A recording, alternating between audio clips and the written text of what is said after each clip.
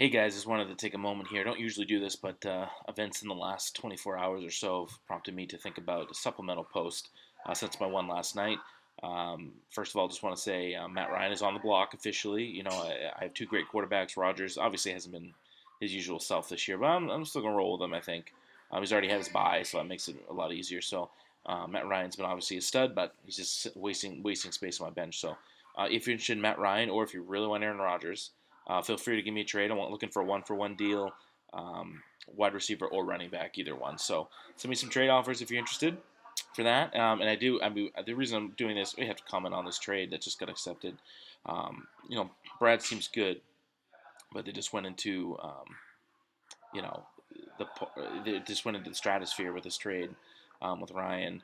You know, Brad's team was kind of loaded top to bottom, and his tight end stunk. And so what does he do? He trades to Ryan for Greg Olsen, who is probably I mean we can all agree the second best fantasy tight end um, in the league besides Gronk, of course. Um, and so, hey, how's it going, Mason? Good. I'm on dorm duty right now, so I should have someone come on and talk a little smack here in Vietnamese or Chinese or Spanish, but we'll see what happens. Anyway, so Greg Olsen, stud, and what does Brad give up for him? Dion Lewis, who frankly hasn't practiced, no sign he's going to practice. He could have come off pup this week, not practicing. Is he going to play this year? I don't know. Even if he does, I mean, is he going to be that much better than James White coming off an injury? He might not play till much later in the season. If he may not play at all, I mean, just shut him down and hope for next year. So he gets that, and then Giovanni Bernard, who is just a typical okay, 1 week he scores 20 points, next week he scores 3 points.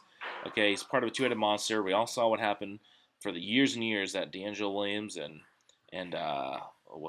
whatever his guy's name is there in Carolina used to trade off the two-headed monster. Okay, so Bernard's fine. He's a fine running back, but boy, for Greg Olsen, and I know Ryan's team's hurting. His team, I mean, his season's over already. He's dead on his season's dead on arrival. It's unfortunate because he's a good player, but Ryan meaning he's a good player, good guy, really fun to have at the draft. But boy, his team has just imploded this year, and so what happens? He gives one of the front runners of the league a stud at tight end and fills his only hole for the rest of the season.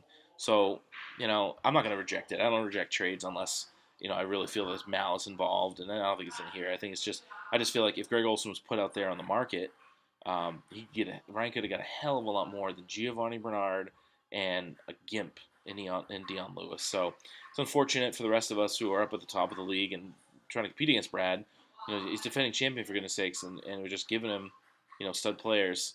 And so now the pressure's on Brad. He should win the league. There's no doubt. Don't let him play them. Don't let him play this. Oh well, a long way to go, and my guys could get hurt. No, no, no. Everyone's team can get hurt. His team should run the table and win the league. There's no doubt about it.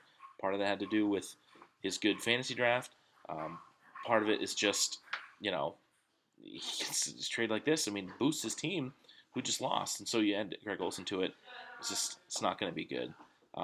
So anyway, that's I just wanted to give some thoughts on that, and I'm not saying to reject the trade. I'm just saying it's disappointing. I'm not giving up because Belichick himself is still in first place, barely. Even when I made my polls last night, I didn't know I was going to be in first place. But in first place, my points lead has evaporated, and second place in points now. So it's going to be a tough road ahead. But anyway, just had to make those comments here. If anybody else wants to comment via video or text, please do. But congratulations, Brad. Congratulations. Back to back is going to be a pretty impressive feat, and I'm sure you'll enjoy that money buying some fancy record player or something. But anyway, see you later.